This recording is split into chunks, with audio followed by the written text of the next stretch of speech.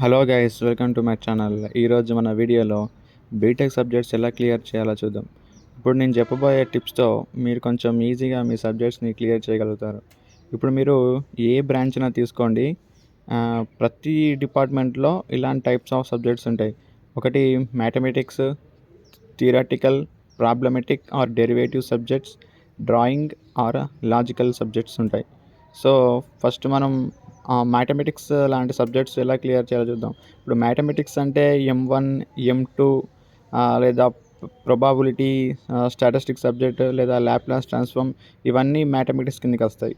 So మీరు first ఏం చేయాలంటే, మ్యాథ్స్ అంటే చాలామందికి ఫైనల్ ఇయర్ వరకు బ్యాక్లాగ్స్ ఉండేదే మ్యాథమెటిక్స్లో. సో మనం ఫస్ట్ మ్యాథమెటిక్స్లో చేయాల్సిన ఇంపార్టెంట్ పాయింట్ ఏంటంటే, ఫస్ట్ మనం టెక్స్ట్ బుక్ ప్రిఫర్ చేయాలి. ఎందుకంటే క్వశ్చన్స్ పక్కా టెక్స్ట్ బుక్ నుంచి వెళ్ళి అడుగుతాడు. కాబట్టి మనం ఫస్ట్ టెక్స్ట్ బుక్ క్వశ్చన్స్ మనం ముందు పెట్టుకొని, అంటే ఐదర్ సిలబస్, ఇప్పుడు టెక్స్ట్ బుక్స్ అంటే మనకి లేటెస్ట్ టెక్స్ట్ బుక్స్ మన లైబ్రరీలో దొరకవు మనం చెప్పలేము. కానీ మన సిలబస్లో మనకి రెగ్యులేషన్ బట్టి సిలబస్ అనేది వ్యారీ అవుతుంది. సో మనం మన సిలబస్ కాపీలో చూస్తూ టెక్స్ట్ బుక్ సిలబస్ మ్యాచ్ అయ్యేటట్టు చూస్తూ మనం క్వశ్చన్స్ అనేది నోట్ చేసుకోవాలి. అందులో నాకు క్వశ్చన్ తీసుకొని మీరు ఎందులో నుంచైనా ఐదర్ మీరు ఏ ఇంటర్నెట్ సోర్స్తో అయినా మీరు ప్రిపేర్ అవ్వి మీ ప్రాక్టీస్ చేసేసుకోండి. బట్ మీరు క్వశ్చన్స్ మాత్రం టెక్స్ట్ బుక్లో నుంచి ఫైండ్ అవుట్ చేయాలి. ఇంకోటి ఏంటంటే, ఇంకో ఇంపార్టెంట్, ఫస్ట్ మీరు 2 మార్క్స్ కంప్లీట్ చేయాలి. అంటే మ్యాథమెటిక్స్ ఏ సబ్జెక్ట్ అయినా సరే, ఏ మ్యాథమెటిక్స్ అయినా సరే, ఫస్ట్ మీరు 2 మార్క్స్ రిఫర్ చేస్తే మీకు చాలా ఈజీ అవుతుంది. లాంగ్ ఆన్సర్లు వచ్చేసరికి ఈజీ అవుతుంది. ఎందుకంటే 2 మార్క్స్లో మీకు ఫార్ములాస్ కానీ లేకపోతే ఏదైనా డెరివేషన్స్ కానీ అలాంటి క్వశ్చన్స్ ఉంటాయి. ఫస్ట్ మీరు అలాంటివి మీరు నేర్చేసుకుంటే మీకు ప్రాబ్లమెటిక్ అనేది చాలా ఈజీ అవుతుంది. సో మీరు ఫస్ట్ ఏంటంటే 2 మార్క్స్ క్వశ్చన్స్ అయితే మీరు పక్కా స్పెక్ట్రాన్ని రిఫర్ చేయండి. ఎందుకంటే మ్యాక్సిమం రిపీటెడ్ క్వశ్చన్సే స్పెక్ట్రమ్లో ఉంటాయి. సో మీరు 2 మార్క్స్ ఫస్ట్ మీరు ప్రిఫర్ చేయండి. ఎగ్జామ్ హాల్కి వెళ్ళిన తర్వాత మ్యాథ్స్, ఇప్పుడు మీరు 2 మార్క్స్ అన్నీ పర్ఫెక్ట్గా చూసేసుకున్నారు అనుకోండి. ఒకవేళ మీకు పర్ఫెక్ట్గా మీకు ఏ ఆన్సరు, ఒకవేళ మీకు ఆన్సర్స్ లాంగ్ ఆన్సర్స్ వచ్చినా కూడా మీరు ఫస్ట్ 2 మార్క్స్ రాయండి. అంటే మీకు పర్ఫెక్ట్గా వస్తేనే 2 మార్క్స్ రాయండి, లేకపోతే లాంగ్ ఆన్సర్స్ రాయొచ్చు. నేను 2 మార్క్స్ ఎందుకు రాయబట్టినా అంటే, మీరు అన్ని యూనిట్స్ నుంచి 2 మార్క్స్ రాశారనుకోండి, ఆటోమేటికల్గా మీకు లాంగ్ ఆన్సర్స్ కూడా కొంచెం ఐడియా అనేది వస్తుంది. సో మ్యాథమెటిక్స్ గురించి అయితే ఇది. మీరు ప్రాక్టీస్ చేయండి. పక్కా మీరు 2-3 టైమ్స్ మీరు తప్పైనా సరే ప్రాక్టీస్ చేస్తే మ్యాథ్స్ అనేది వస్తుంది. సో మీరు ఇంకోటి ఏంటంటే, మీరు ఇంపార్టెంట్ చాప్టర్స్ అనేది మీరు కనుక్కోవాలి ఫస్ట్. అంటే రిపీటెడ్ క్వశ్చన్స్ ఆధారంగా కానీ, ఇప్పుడు ఈజీగా అంటే ఇంపార్టెంట్ క్వశ్చన్స్ కాకపోయినా ఈజీగా ఉండే చాప్టర్స్ని అయితే మీరు ఒక 3-4 చాప్టర్స్ అయితే మీకు ఈజీగా ఉన్నది మీరు చెక్ చేసుకోవాలి. నెక్స్ట్ వచ్చేసి థియరటికల్ సబ్జెక్ట్స్. ఇప్పుడు థియరటికల్ సబ్జెక్ట్స్ అంటే, ఇప్పుడు మనం మాట్లాడుకోవాల్సింది ఏంటంటే average and below average students గురించి. ఇప్పుడు థియరటికల్ మనం కొంచెం ఈజీ అనుకుంటాం, బట్ ఎగ్జామ్ టైం వచ్చేసరికి మనకి చదువుదామంటే సరైన ఇంట్రెస్ట్ వచ్చినట్టుగానే అనిపిస్తుంది. సో థియరటికల్ సబ్జెక్ట్స్కి వచ్చేసరికి ఏం చేయాలంటే, ఇప్పుడు చాలామంది చేసేదే, ఇప్పుడు ఎగ్జామ్కి వారం రోజుల ముందు చదవడం చాలామంది స్టార్ట్ చేస్తారు. ఎందుకంటే మనం 5 మంత్స్ నుంచి చదివింది ఒక ఎత్తు, ఈ 5 డేస్ చదివింది ఒక ఎత్తు. సో మీరు 5 మంత్స్ నుంచి అట్లా లైట్గా చదువుకుంటూ వచ్చినాం అనుకున్న వాళ్ళు ఏం చేయండి అంటే, మీరు ఇంతకుముందు ఏమైతే మీరు చదివిల్లో అవే మీరు మళ్ళీ రిఫర్ చేయండి. లేదంటే ఇన్ని రోజులు లైట్గా చదివినా ఇప్పుడే అసలు కానీ స్టార్ట్ చేసిన అనుకున్న వాళ్ళు ఏం చేయాలంటే, మీరు ఫస్ట్ ఆఫ్ ఆల్ మీరు ఏ సబ్జెక్ట్ అయినా తీసుకోండి, థియరటికల్ సబ్జెక్ట్లో మీరు ఫస్ట్ డయాగ్రామ్స్, ఇప్పుడు అన్ని చాప్టర్స్లో ఉన్న డయాగ్రామ్స్ ఒక పేపర్లో డ్రా చేసుకోవాలి మీరు పెన్సిల్తో నీట్గా. అయితే ఐదర్ మీరు టెక్స్ట్ బుక్ అయినా, స్పెక్ట్రమ్ అయినా, ఎక్కడి నుంచి అయినా మీరు ఇంటర్నెట్లో సెర్చ్ చేసినా సరే, ఏదో ఒక డయాగ్రాము నీట్గా మీరు ఒక అయితే A4 సైజ్ పేపర్లో మీరు డ్రా చేసుకొని పెట్టుకోండి. ఎందుకంటే మీరు ఎగ్జామ్కి ముందు మీరు ఒక్కసారి ఆ పేపర్లు తిప్పడం ద్వారా మీకు ఆ డయాగ్రామ్ అనేది ఐడియా ఉంటుంది.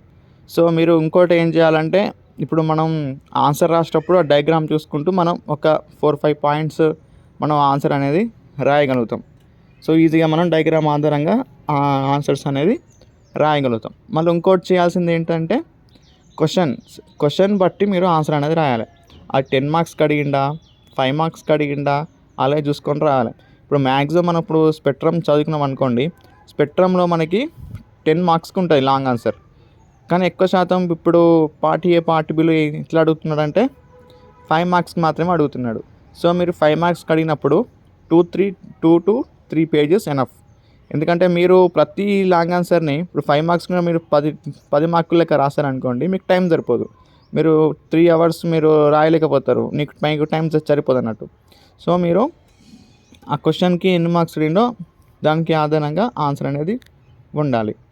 ఇప్పుడు మెయిన్గా ఫస్ట్ చేయాల్సింది ఏంటంటే, మీరు ఆ క్వశ్చన్ ఎలా అడిగాడో అలా రాయడానికి ట్రై చేయండి. సో థియరటికల్ సబ్జెక్ట్కి వచ్చేసరికి ఇది. మళ్ళీ ఇంకోటి ఏంటంటే థియరటికల్ సబ్జెక్ట్స్లో ఇంకోటి, ఇప్పుడు మీరు చదివి మీకు అర్థం కావట్లేదు, స్పెక్ట్రమ్ కానీ లేకపోతే రన్నింగ్ నోట్స్ కానీ టెక్స్ట్ బుక్ కానీ అర్థం కావట్లేదు. మీరు ఏం చేయాలి, చాట్ జీపీటీలో కానీ లేదా గూగుల్ కానీ చేయండి. చేసి దాని ఇంట్రొడక్షన్ పార్ట్ మీకు వచ్చేస్తాయి కదా, ఆ ఇంట్రొడక్షన్ పార్ట్ని మీరు ఒక బుక్లో రాసేసుకోండి. ఆ ఇంట్రొడక్షన్ పార్ట్, ఇంకోటి డయాగ్రాము, ఆ డయాగ్రామ్ ఆధారంగా మ్యాటర్, లాస్ట్కు ఇంకోటి ఇంపార్టెంట్ ఏంటంటే అప్లికేషన్స్ ఆర్ యూజెస్ లేదా నోట్ అని పెట్టేసి నోట్ అండ్ లాస్ట్కి రాసేసి ఏదో కొంచెం సుత్తి రాయండి. సుత్తి అంటే మీకు దాని గురించి ఐడియా, అది అంటే మీకు పక్కా ఐడియా ఉంటేనే లాస్ట్కి రాయండి. ఎందుకంటే ఎగ్జామినర్ ఎక్కువ ఫోకస్ చేసి ఏంటి, స్టార్టింగ్ 4 పాయింట్స్ లాస్ట్కి 4 పాయింట్స్ డయాగ్రామ్ ఫోకస్ చేస్తాడు. కాబట్టి ఒక ఇంప్రెషన్, ఇప్పుడు మీరు గూగుల్ చేసి లేకపోతే చాట్ జీపీటీలో ఉన్నంత మాత్రాన అంటే ఆ మ్యాటర్ సబ్జెక్ట్ టెక్స్ట్ బుక్లో ఉన్న ఆ మ్యాటర్ కొంచెం డిఫరెంట్ ఉంటుంది. బట్ ఎగ్జామినర్కి మన మన మీద ఒక పాజిటివ్ వైబ్ అనేది క్రియేట్ అవుతుంది. సో మనని ఎట్లాగొట్లా అంటే సబ్జెక్ట్ ఉంది కదా అని పాస్ చేయడానికి ట్రై చేస్తాడు. సో ఇది ఈ టైప్ ఆఫ్ సబ్జెక్ట్కి వచ్చేసిన మ్యాటర్ అనమాట. సో నెక్స్ట్ ఏంటంటే ప్రాబ్లమెటిక్ ఆర్ డెరివేటివ్ సబ్జెక్ట్స్. ఇవి చాలా ఇంపార్టెంట్. అంటే ప్రాబ్లమెటిక్ ఆర్ డెరివేటివ్ సబ్జెక్ట్స్ అంటే ఫర్ ఎగ్జాంపుల్ EEE అయితే సిగ్నల్స్ అండ్ సిస్టమ్స్ ఉంటుంది. సిగ్నల్స్ అండ్ సిస్టమ్స్ కానీ ఐదర్ డిఎస్పి సబ్జెక్ట్ కానీ ఇలాంటి కొంచెం టఫెస్ట్ సబ్జెక్ట్స్ అనమాట. డిజిటల్ సిగ్నల్ ప్రాసెసింగ్, ఇవి కొంచెం ప్రాబ్లమెటిక్ ఆర్ డెరివేటివ్ సబ్జెక్ట్స్ అనమాట. మీరు పక్కా ఏం చేయాలంటే ఈ టైప్స్ ఆఫ్ సబ్జెక్ట్స్ని మీరు ఈజీగా ఉన్న చాప్టర్స్ని ఫస్ట్ ఫైండ్ అవుట్ చేయాలి. ఈజీగా ఉన్న చాప్టర్స్ మీరు ఫైండ్ అవుట్ చేసినట్టయితే మీకు ఈజీ అవుతుంది. అంటే మీరు ప్రాక్టీస్ చేయాలి. మీరు ఐదర్ ఇంటర్నెట్ సోర్సెస్లో కానీ మీరు ప్రాక్టీస్ చేయాలి. ఎందుకంటే ఈ సబ్జెక్ట్సే ఫైనల్ ఇయర్ వరకు దెబ్బతీసే సబ్జెక్ట్స్ ఇవి అన్నమాట. సో మీరు వీటిని 2 మార్క్స్ ఎలా అయితే మనం మ్యాథమెటిక్స్లో చెప్పుకున్నామో అదే విధంగానే ఇందులో ఫస్ట్ 2 మార్క్స్ ఫైండ్ అవుట్ చేయాలి, చదువుకోవాలి. ఆ తర్వాత లాంగ్ ఆన్సర్స్ చదువుకోవాలి. ఇప్పుడు లాంగ్ ఆన్సర్స్ మీకు కొన్ని అర్థం కానట్టు ఉంటే మీరు ఐదర్ యూట్యూబ్లో కానీ లేదా లెక్చర్ వీడియోస్లో కానీ మీరు ఏ వీడియోని తీసుకోండి, ఏ ఒక్క వీడియో మీకు ఏది ఈజీగా అర్థమైన వీడియో ఆ కంటెంట్ రాసుకోవాలి. మీరు ఆ కంటెంట్ రాసుకొని మీరు ప్రాక్టీస్ చేయండి.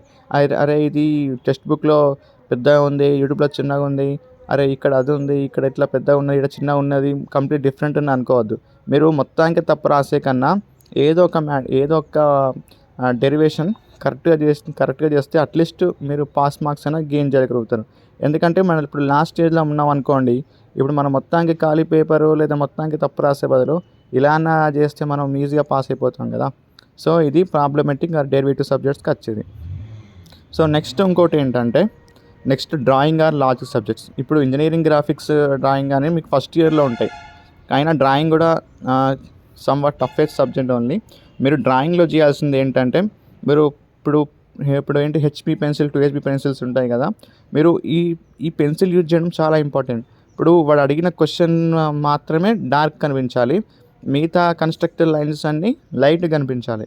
సో ఇది మీరు ప్రాక్టీస్ చేయాలి. మీరు 2-3 టైమ్స్ మీరు పేపర్ పైన ప్రాక్టీస్ చేసేస్తే మీరు పర్ఫెక్ట్గా డ్రా చేయగలుగుతారు. ఇంకొకటి డ్రాయింగ్ సబ్జెక్ట్లో ఏంటంటే మీరు డ్రా చేసింది రాంగ్ అయినా కావచ్చు, కానీ దాన్ని ఎక్కువ రబ్బింగ్ చేయడం, దాన్ని ఇంకింత తప్పుగా కనిపించేటట్టు ఎగ్జామినర్కి కనిపించకూడదు. మీరు తప్పు గీసినా పర్లేదు, దాన్ని కొంచెం నీట్గా గీయండి, ఎక్కువ రబ్ కూడా చేయకూడదు. సో ఇది డ్రాయింగ్ సబ్జెక్ట్కి వచ్చేసి. నెక్స్ట్ లాజిక్ సబ్జెక్ట్స్ ఏంటంటే ఇప్పుడు డిజిటల్ సిస్టమ్ డిజైన్ ఉంది, అది లాజిక్ సబ్జెక్ట్స్.